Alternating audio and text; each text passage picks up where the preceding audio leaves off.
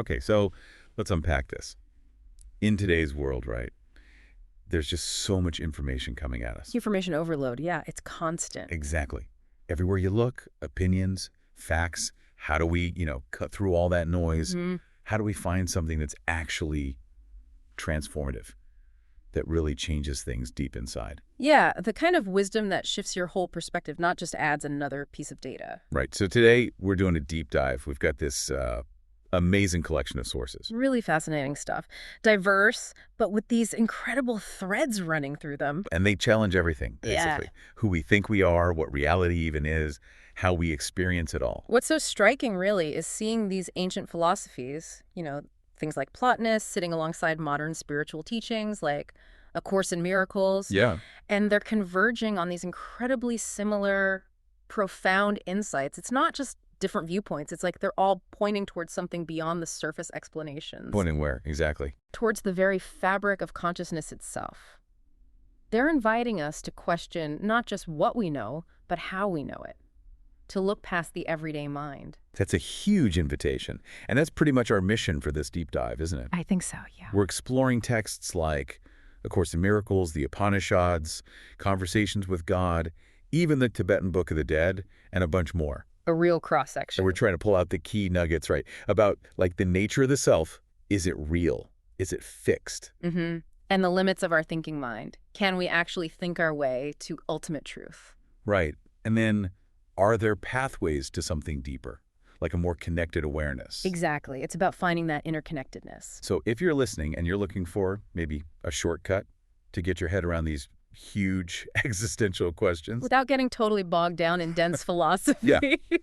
or you're craving those aha moments but want it laid out clearly, engagingly, then this deep dive is definitely for you. And what you'll find, I think, is that these sources aren't just giving isolated ideas. They're often weaving together this picture of reality. A different picture. A radically different one, yeah. One that shifts from feeling separate and limited to seeing boundless potential and this deep underlying connection. Okay, so let's dive right into that first big idea, this contrast between, well, what our minds construct and what maybe true reality is. Feels like a really bold claim, this idea that truth, at its core, might be unknowable by our regular thinking mind. It is bold. Anthony DeMello puts it so bluntly, doesn't he? He really does. He says reality, God, divinity, truth, love is unknowable, meaning cannot be comprehended by the thinking mind. Yeah, and then he adds that we're always living under the illusion that we do know. We don't. We cannot know. Yeah. And scripture, just a hint, a clue, not a description, silly. That last word, silly, really lands. It does. It's provocative. But what's fascinating is this isn't just DeMello going off on one. You see echoes everywhere. Like where? Well, take Plotinus, way back in ancient Rome. In the Enneads, he talks about the one, the ultimate source, right? Okay. He says it's unlimited, not because it's infinitely big in space or number, but because its power is incomprehensible, beyond our grasp. Incomprehensible power. Yeah, and he explicitly says the good, which is related to the one, is without the activity of thinking. And even intellect itself isn't primary because it's not totally simple or unified. So thinking itself is secondary, not the top level. That's what Plotinus suggests. It implies there's a reality, a source that exists before thought, beyond concepts. Our thinking mind loves definitions, categories, logic. Yeah, breaking things down. Exactly. But if reality deep down is boundless and simple, maybe trying to get it with our intellect actually shrinks it, reduces it. Like trying to explain a sunset with just the physics of light waves. Yeah. You miss the feeling, the beauty. Perfect analogy. One is analysis, the other is direct experience. And this distinction, it leads right into questioning the self, too. How so? Because if reality is beyond our mental grasp, what about the self that does the grasping? The I that thinks it knows? Ah, okay. So if our tools are limited, maybe the thing using the tools, our sense of self, is also constructed. Precisely. Sam Harris talks about this in Waking Up. He says the sense of self is different from other mental features we often lump it together with. Okay. And he argues that this feeling of having a persistent, unified self must be an illusion. Why must? Because, he says, it's built on processes, brain activity, thoughts, feelings that are inherently transitory. They're always changing, fleeting. Like moments in a stream, not a solid rock. Exactly. There's no single spot in the brain, he argues, That's the seat of the soul, or a permanent I. This is more like a pattern of activity that we mistake for a thing. That seems to be the idea, and he adds this really crucial point. If we don't notice thoughts arising and passing. Which we usually don't, right? They Yeah. just happen. Right. If we don't see them as passing events, then the next thought will seem to become what you are. We just identify with it automatically. I am angry. I am thinking about lunch. We become the thought moment by moment. Wow. So if you piece it together, our usual way of knowing relies on this analytical mind that cuts things up, separates. Creates categories. Me, you, this, that. Yes, and this process seems to create both the illusion of a solid, separate self and a fragmented reality. Like we're only seeing the individual pixels, not the whole image. And this fragmentation blocks us from seeing What? a more unified truth. That's the suggestion. That the unknowable de Mello talks about isn't a lack of data, it's a state beyond concepts, beyond words. It's more like direct seeing, pure awareness. This sounds a lot like that Zen idea of the beginner's mind. It really does, doesn't it? Yeah. Approaching things without the baggage of, I already know this. Open, curious. Letting go of the expert mind that has everything figured out. Exactly, because in the beginner's mind, as Suzuki says, there are many possibilities. In the expert's, there are few.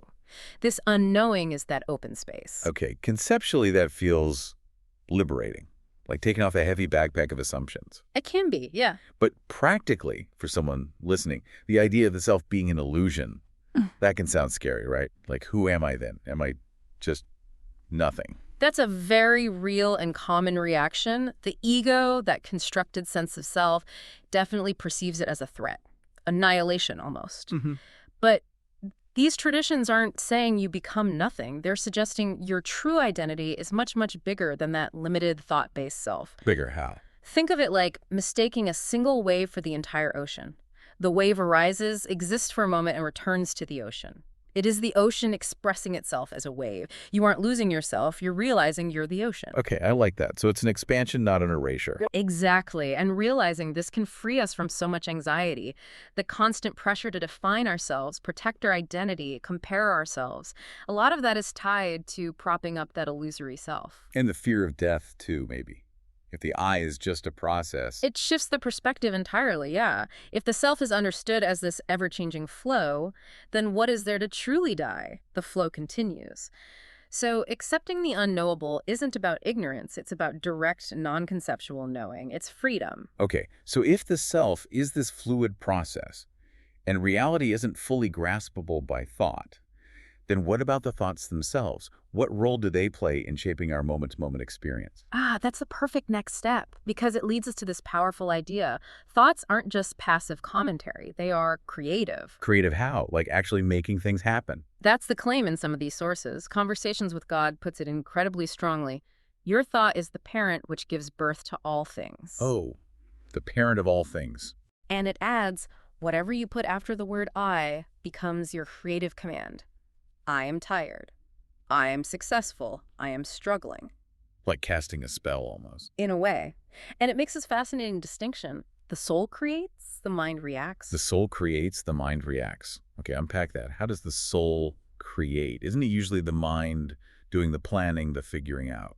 The mind definitely does the reacting. It responds to stimuli, to memory, to fear based on its conditioning. It solves problems based on past data. Right, that makes sense. But the soul's creation, it's presented as something deeper, more like aligning with an intuitive blueprint, a resonance with potential that's beyond just logical processing. It's the unconditioned impulse. So, like, the mind might react to losing a job with, oh no, I'm doomed, Yeah, based on past fears. exactly, reacting. But the soul's creative impulse, if listened to, might whisper, this is an opening for something new, something the mind hadn't even considered. Tapping into that beginner's mind space again, where possibilities exist beyond the mind's immediate reaction. Precisely. It's about noticing, am I just running an old program, reacting? Or am I open, allowing something genuinely new to emerge from that deeper place? This connects to that idea from the Fifth Agreement, doesn't it? The voice of knowledge. Yes, absolutely. Tell us about that. It says basically that the voice constantly talking in our head, telling us what's what. Our inner commentary. Yeah. Yeah. It's our creation. It's built from everything we've learned, all the agreements we've made about how life works. And we believe it's real because we give it our faith. our energy. We power it up with our beliefs. So that inner narrator isn't necessarily objective truth. It's a story we're telling ourselves based on past conditioning. And it often reinforces a kind of false self, right? Clinging to past hurts or successes, defining ourselves by them. It does, and the Four Agreements uses that powerful metaphor of smoke. Right. The world of illusion, the dream, is like smoke obscuring what we really are. And what are we, according to that text? Pure love, pure light. But the smoke, our distorted perceptions, our judgments, our negative self-talk hides it. And it warns specifically about the misuse of our word, the internal stuff. Yeah, oh, I look fat, I look ugly, I'm stupid. Maybe. It says this misuse puts us deeper into hell. These aren't just thoughts, they're actively shaping our reality. It's like programming ourselves with negativity. It really hits home. We all do it, don't we? That inner critic. And the untethered soul points out how we constantly lean forward and grab onto selective impressions of everything. You latch on to experiences. Yeah, and then we string those memories together and say, that's me. Yeah. But the book challenges that, saying you are not the events. You're the one who experienced the events. The awareness behind the experience, not the experience itself. Exactly. The experiencer is constant, even as the experiences change. So taken together, these texts are really highlighting the immense power of thought, not just as processing, but as a shaping force. That voice of knowledge is built from learned symbols, agreements. Often reinforcing a self-image based on the past. Right. There's this deep link between belief, language, and the reality we perceive. Think of that genie in the bottle idea from Conversations with God. I produce what you call forth. Exactly. If you call forth lack by focusing on what you don't have, that's the experience you get. If you call forth joy, abundance. That becomes your command. It's a huge responsibility. It is. Contrast that with the computer virus idea, the negative self-talk that just erodes our sense of worth from the inside out. So the big question this raises for us, for anyone listening, is, are we consciously choosing our thoughts? Are we aware of the I am statements we're constantly making, implicitly or explicitly? Are we defining ourselves from that space of pure love, pure light, or are we letting the smoke of illusion, the conditioned reactions, run the show? And how do we clear that smoke? If thought control, as Conversations with God says, is everything, how do we practice it without just suppressing things? It's about conscious awareness and alignment, focusing on gratitude, imagining the positive, dwelling on good things. It's not about fighting the mind, but redirecting it gently, consistently. Choosing to operate from that open beginner's mind space rather than the reactive, conditioned mind. Exactly. And if our thoughts are this powerful, the next obvious question is, how do we cultivate a state of awareness that consistently sees beyond these mental constructs? How do we access that stillness underneath the noise? Okay, so breaking free from the mind's reactive patterns. This seems to lead directly to practices focused on presence, letting go, finding that inner stillness. Dissolving the past right here in the now. Eckhart Tolle is obviously huge here. In The Power of Now, he talks about freeing ourselves from enslavement to the mind. Entering an enlightened state of consciousness and, crucially, sustaining it in daily life, not just on a meditation cushion. And the key seems to be accessing the power of the now to dissolve the past. How does that work, dissolving the past? Well, he suggests that much of our suffering comes from psychological time regretting the past, fearing the future. When you bring your full attention to the present moment, What happened? he says, it is impossible to have a problem when your attention is fully in the now. Impossible. That sounds extreme. What about real-world difficulties? He clarifies that. He distinguishes between a life situation and a problem.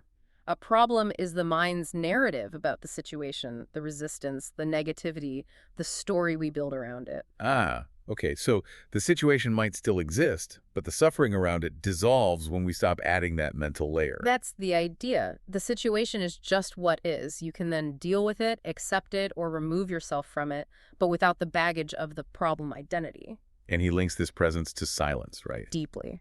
You cannot pay attention to silence without simultaneously becoming still within. Silence without, stillness within. So finding outer silence helps cultivate inner stillness. And that inner stillness, he says, is where you enter the unmanifested. It's not just quiet. It's a portal to that deeper, formless reality. Again, very much like accessing that beginner's mind empty of concepts, full of potential. That connects really well with the untethered soul, which talks about finding a place deep inside of you where the consciousness touches the energy. And from that place, You let go. Let go of the mental and emotional patterns, the constant draw of the lower self. Breaking that habit of constant reaction, constant identification with thoughts and feelings. The goal being to explore your true being, pure consciousness. It's about detaching from the noise to find the signal. And this detachment isn't coldness or indifference, it's about gaining perspective, seeing clearly without the ego's filters. You see this taken to an extreme in Siddhartha. Right, where he learns to kill his senses, kill his memory, slip out of his self. It's a very ascetic description, showing a radical attempt to disconnect from the conditioned mind and body identification to reach a deeper state. He wanted to silence the expert self completely. But maybe not practical for most of us. Perhaps not. Which is why practices like those in radical acceptance are so helpful, more accessible. Yeah, like gently returning attention to the breath, without any judgment. The breath is home base. Simple, direct, always available, and allowing strong sensations or emotions to just be the focus of mindfulness rather than fighting them. And that Tonglen practice you mentioned earlier, Yeah. breathing in the difficult feelings, breathing out spaciousness or forgiveness. Yes, actively working with the difficult stuff, transforming it through compassion, rather than just trying to suppress it or push it away. It feels like these are all ways of cultivating that stillness, that presence, even that medieval text, the cloud of unknowing. With his ghostly working, spiritual work. It talks about needing to beat ever more on this cloud of unknowing between you and God. With a sharp dart of longing love. Not with intellect, but with love, with longing. And loath for to think on aught under God. Like let go of all lesser thoughts, all distractions. Focus solely on that connection. And crucially, it says time, place, and body, these three should be forgotten. Okay, let's clarify that forgetting, it doesn't mean spacing out or becoming unaware of your surroundings, does it? No, not at all. It's an inner forgetting. It means temporarily suspending your identification with your physical location, your personal history and future time, and even the limited sense of being just a physical body. So shifting awareness beyond those boundaries. Exactly. Recognizing that your core awareness isn't limited by those things. It's a way to access that timeless, boundless present moment that Tolle talks about. Dissolving the past, the future, the limiting concept of me, right here, right now. It's all about cultivating presence then. But what about that unmanifested Tolle mentions? Or the pure consciousness from the untethered soul? Are these just fancy words for emptiness? I don't think they mean emptiness in the sense of nothing there. It's more like potentiality, the source from which everything arises. Like the silence isn't just absence of noise, it's the space for sound. Pure consciousness isn't an empty void.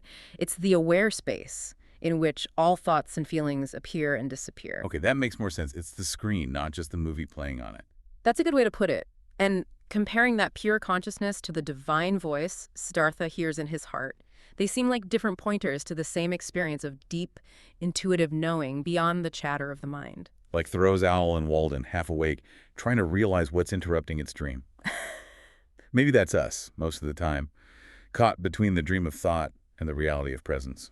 That's a beautiful image for it. And the practice is about waking up more fully from the dream into the vibrant reality of the present, forgetting time, place, and body in that inner sense. And if we do that, if we cultivate this stillness, this presence, how does it change how we deal with pain, our own and the world's?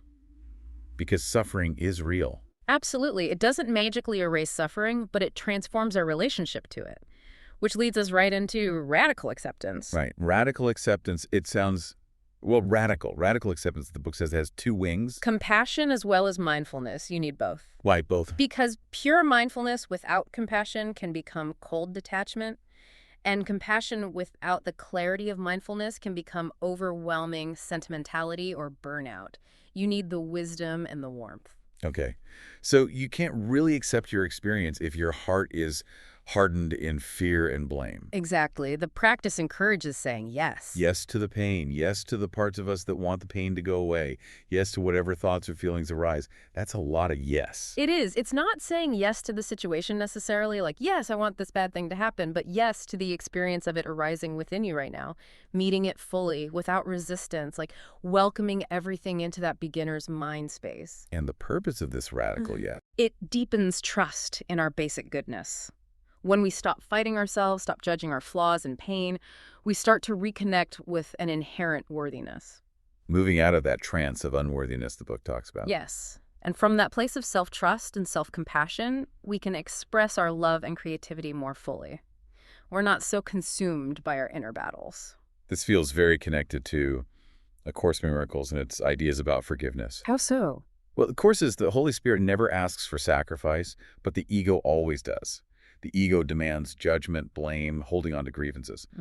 But the Holy Spirit offers a different perception. Seeing past the errors, the sins, to the underlying innocence, like looking at your brother and seeing every scar is healed in laughter and in love. Looking beyond the smoke of the personality, the mistakes. To the innocence that he beholds in you. It's not denying the hurtful actions, maybe, but choosing to see the light within the person, the same light that's within you. It's a profound act of acceptance and compassion. It truly is. It's a healing of perception itself, and you see the power of this internal stance, this choosing of attitude, reflected implicitly in Viktor Frankl's man's search for meaning. Even in the horrors of a concentration camp. His ability to find meaning, to choose his inner response, made a profound difference to his survival and his spirit. It shows that even when external circumstances are unbearable, internal freedom, the freedom of attitude, remains.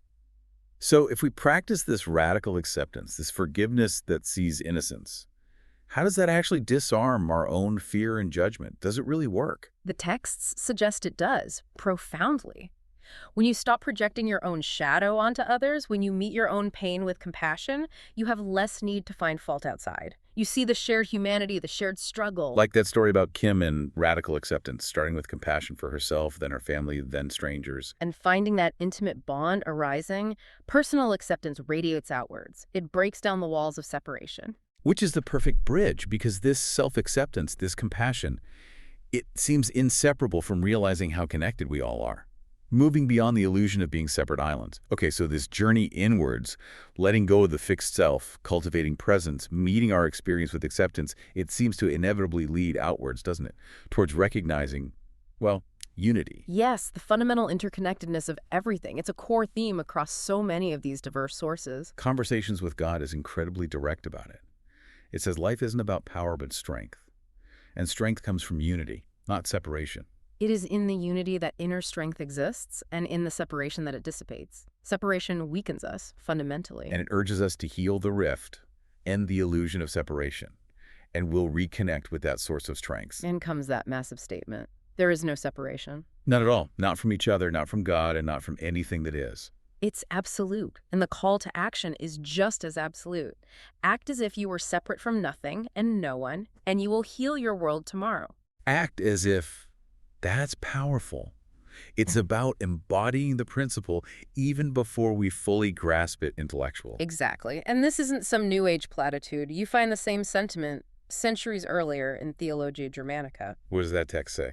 It speaks of experiencing true light and true love, where there's no room for I, me, mine, thou, thine, all those labels that divide us just dissolve. They dissolve into what? Into the realization that there's one good, which is all good, and all good things are fundamentally of one substance in the one good. Without that one, there's nothing truly good. It's radical non-duality. Wow. No separation, even between good things. It's all one substance. And A Course in Miracles echoes this in its own language. You are the means for God, not separate, nor with a life apart from His. We're manifestations of God's life, not separate entities. Yes.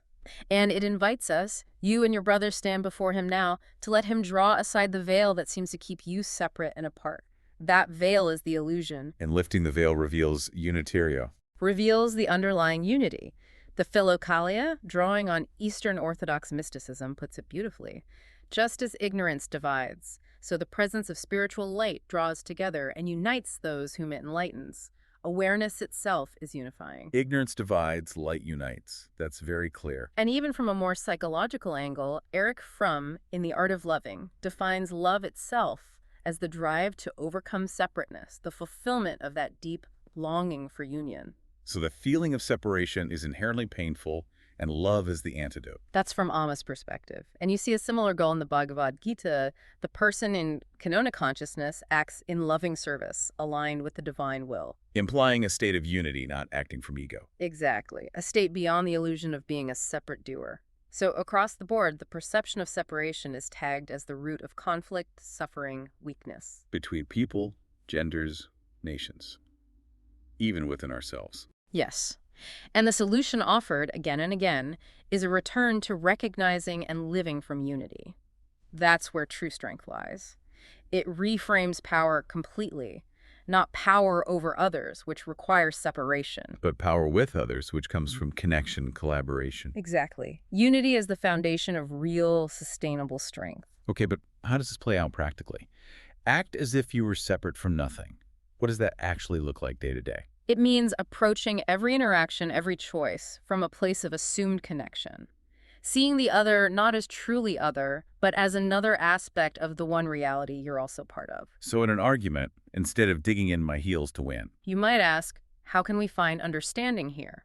Recognizing the shared ground, the shared humanity beneath the disagreement. like in that Conversations with God example about gender conflicts, where focusing on power over just keeps everyone miserable. Precisely. The text suggests healing comes from ending the illusion of separation between genders and seeking unity, which leads back to inner strength for both.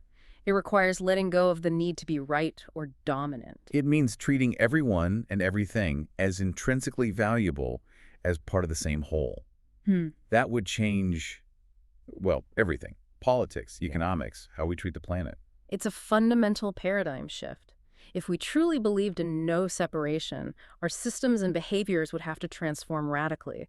It requires that open, non-judgmental beginner's mind in every interaction. And this sense of unity, it doesn't just stop at connecting us to each other and the planet. It seems to reshape our whole understanding of the divine, too. Yeah, it takes it even further. The idea isn't just that we're connected to the divine, but that we're actively participating in its creation, co-creators. That's perhaps the most radical step in some of these teachings, particularly in Conversations with God. What does it say? It drops this bombshell. You are creating God, not just experiencing God or serving God, but creating God. In every moment, God expresses himself in, as, and through you. You are always at choice as to how God will be created now. You and I are one. So God isn't a fixed entity out there, but an unfolding process happening through us. That's the implication. Life exists as a tool for God to turn concept into experience. It exists for you to do the same, for you are God doing this. Our lives are the way the universe experiences itself. Mind blown. That puts an incredible significance on every moment, every choice. It really does. And the seed of the soul offers a complementary view. It talks about our soul being our essence, this powerful, expansive, evolving center. Okay. And it says your soul is of the universe or divine intelligence, like a spark of the divine fire. Droplets of divine intelligence. Exactly. Divine intelligence takes on individual forms, droplets, massively reducing its power to small particles of individual consciousness. And each soul makes a sacred contract before incarnating. A contract for what? Presumably for the experiences needed for its evolution, for its contribution to the whole. So we're not random accidents, we're individualized expressions of the universe on a purposeful journey. This sounds incredibly similar to the core message of the Upanishads. It does, doesn't it? That ancient declaration, Tatvamasi. You are that. Meaning, Yeah. you, the individual awareness, are identical to Brahman, the ultimate reality. Yes. The one who knows this becomes the self of all beings. What that deity is, he is. It dissolves the separation between the individual and the absolute. It speaks of Brahman expanding, manifesting as the worlds, as life, linking us directly to that infinite source. So we have this innate connection, this divine potential within us. How do we consciously activate it? The 7 spiritual laws of success suggests it's through conscious intent. It says our nervous system can actually command this infinite organizing power. Command it. Like, tell the universe what to do. Maybe command is strong, but it suggests we can tap into it. Put the cosmic computer to work for you. Introduce an intention. And just by introducing the intention, you activate the field of infinite correlation. So focused intention acts like input into the universe's operating system. That's the metaphor, yeah. It implies our consciousness is a powerful creative tool capable of aligning with and directing universal energy. And again, even the cloud of unknowing hints at this potential, speaking of a soul is made a god in grace. Divine potential, actualized. And accessing this seems linked again to that beginner's mind state, open, receptive, not limited by preconceived notions of what's possible. When we let go of the ego's limitations, we become clearer channels for that infinite power. Okay, but if we are creating God now through our choices, how does that square with traditional ideas of surrendering to God's will, like thy will be done? It feels contradictory. It's a fantastic question, a beautiful paradox, but maybe the contradiction dissolves if we reframe thy will. Perhaps thy will isn't the will of some external entity we must obey. Maybe it's the will of our own deepest self, our soul, the divine droplet within us, the will aligned with that sacred contract. So surrendering isn't about giving up our will, but surrendering the ego's small, fearful, conditioned will. To the larger, wiser divine will of our true nature, which is already part of the universal flow. So conscious intent then becomes about aligning our everyday mind with that deeper soul purpose. Exactly. It's becoming a conscious co-creator by aligning with the inherent wisdom and direction of the universe expressing itself through us. It's being the wave consciously knowing it's the ocean. Okay, so we've explored these huge ideas: the illusion of the separate self, thoughts as creative forces, our deep interconnectedness, even being co-creators of the divine. Now, the really practical question: how do we live this? What's the Yeah. path? Right, the how-to. This brings us to the journey itself. Discipleship, self-mastery, transformation as an ongoing practice. Some traditions frame it as following a specific pattern, like the cost of discipleship, talking about being transformed into the image of Christ. He is the only pattern we must follow. The follower of Jesus is the imitator of God. It emphasizes aligning oneself with a divine ideal through dedicated practice. But other sources frame transformation less as following and more as unlearning. Yes, that's a fascinating counterpoint, particularly in the Fifth Agreement. It defines the mastery of transformation precisely as the process of unlearning what you have already learned. Unlearning the old agreements, the limiting beliefs we picked up. Exactly. You learn by making agreements, and you unlearn by breaking agreements. And each time you break a limiting agreement, the personal power tied up in it comes back to you. Leading to increased personal power, where almost anything is possible. It suggests liberation comes not just from adding new knowledge, but primarily from dismantling the old false structures, shedding the expert mind's rigid certainties to reclaim the beginner's open potential. So it's an active dismantling, a conscious practice, which sounds like what Erich Fromm says about love and the art of loving. How so? He insists love isn't just a feeling you fall into, it's an art that requires practice. A personal experience which everyone can only have by and for himself. You have to do it, not just think about it. Right. He says understanding requires discussing the premises and the practice of those premises. It takes effort, discipline, concentration, patience. That resonates strongly with the road less traveled, too, distinguishing falling in love from genuine love. Yeah, genuine love implies commitment and the exercise of wisdom. And he makes that challenging point. It's often when the initial feeling fades, when you no longer feel like being in each other's love, that the real opportunity for genuine love begins. Because that's when it becomes a conscious choice, an act of will, not just riding a wave of emotion. Exactly. It requires sustained effort, wisdom, commitment. And this applies to any path of self-mastery, spiritual or otherwise. The initial inspiration needs to be followed by dedicated practice. So what's the result of this committed practice, this unlearning, this choosing love or wisdom over reactivity? Clarity. According to the seat of the soul, an authentically empowered human being is clear in his or her perceptions and thinking. Clarity is the perception of wisdom. It is seeing with wisdom. Yes. Being able to perceive and understand the illusion and to let it play. Not necessarily eliminating the ego or the world's illusions, but seeing them as illusions without being fooled by them. And trusting the process. It says, trust the universe. Each of your choices serves the evolution of your soul perfectly. All roads lead to home. That's a profound trust, isn't it? It suggests that even our mistakes, our detours, are part of the journey home, part of the soul's evolution. It allows for that beginner's mind approach, experimenting, learning without the fear of irreversible error. So this journey is ongoing. Not a destination, but a continuous practice of unlearning, choosing presence, choosing love, gaining clarity. But how does all roads lead home fit with following a specific pattern, like Christ? Are they contradictory? Maybe not entirely. Perhaps the pattern isn't a rigid set of external rules, but an internal compass, an ideal of love and wisdom that guides your unique path. And unlearning isn't about discarding wisdom, but discarding the limitations, the false beliefs that obscure that wisdom. So you unlearn the ego's distortions to better follow the soul's true pattern. That could be one way to see it. It's about seeing the old knowledge, the old patterns in a new light from a place of greater clarity and freedom. Like the marriage example, the initial infatuation isn't discarded, but it's understood differently and integrated into a deeper, more conscious love built through commitment. Okay, that makes sense. It's about conscious evolution on the path. And this inner transformation, this self-mastery, it must change how we interact with the world, right? It leads to, well, living differently. Yeah, but how does this internal shift translate into our actions, our ethics, how we treat others? It naturally leads to a more compassionate and ethical way of being. When the inner landscape changes, the outer expression follows. Like that description of the godlike man in Theologia Germanica. Exactly. Someone deeply connected to that inner unity cannot but love in sincerity all men and things, wish them well, do good, even to enemies, without seeking revenge. Mirroring that Christ-like forgiveness. Father, forgive them, for they know not what they do. Seeing the ignorance behind the harmful action. It's a radical shift from blame to understanding. And Conversations with God takes this even further with that incredibly challenging idea about conflict. The no rotten apples idea. Yes, there are no rotten apples. There are only people who disagree with your point of view, people who construct a different model of the world. And no persons do anything inappropriate given their model of the world.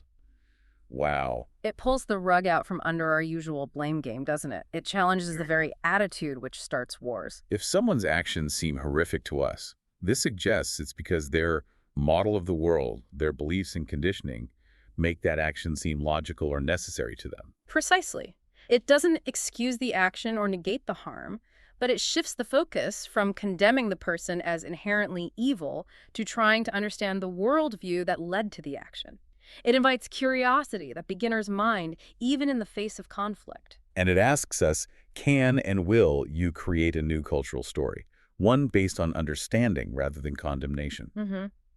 Because, as the Celestine prophecy suggests, a lot of human conflict, violence even, stems from that urge to control and dominate, born from a feeling of lack of separation, trying to steal energy or validation from others. When we feel separate, we compete. Yeah. When we feel connected, that urge can dissolve. Exactly. And when we're free from that internal churn of blame and judgment, as radical acceptance points out, What happens? we are free to cultivate our talents and gifts together, to contribute them to the world in service. We are free to love each other and the whole of life without holding back. Freedom for service and love, not just freedom from negativity. Yes, it ties personal transformation directly to positive outward action. Moving beyond judgment fosters collaboration and compassion. It means questioning those deep societal stories that keep us divided. So if we take that no rotten apples idea seriously, how would that change things like justice or education? It seems like it would demand a focus on rehabilitation, understanding root causes, teaching empathy, rather than just punishment. It points towards a radically different approach, yes. One focused on healing the underlying models of the world that lead to harmful behavior, creating that new cultural story based on unity. It comes back to dissolving that inner space Thoreau wondered about, right? What sort of space is that which separates a man from his fellows and makes him solitary? It's not just physical distance, it's the mental-emotional space created by the illusion of separation. And these practices offer ways to close that gap, internally first, and then externally. It brings the whole journey together, inner work, leading to outer transformation, fueled by that open, curious, connected beginner's mind. #outro. Wow, we've covered so much ground today, from questioning the very nature of self and reality to the incredible power of our thoughts. To the practical paths of presence, acceptance, and recognizing our fundamental unity. Traversing all this ancient wisdom, modern insights, it really feels like moving from that constricted expert's mind towards the openness of the beginner's mind Suzuki talked about. It does. And reflecting on all this, the question that arises, maybe for you listening, is what really landed? What insight sparked something? Because these texts, as different as they are, they keep calling us back to the same core thing, don't they? Cultivate a mind that's open, curious, deeply aware. A mind that keeps returning to its essence, free from those limiting beliefs, free from the illusion that we're all separate. Not necessarily knowing all the answers, but truly seeing. So here's a final thought to leave you with, drawing from everything we've touched on today. If, as these profound teachings suggest, your life itself is the announcement of who you really are, and if you are in every moment participating in creating God, creating reality, then what is the grandest version of your highest vision for yourself and for the world that you will choose to live into, starting right now?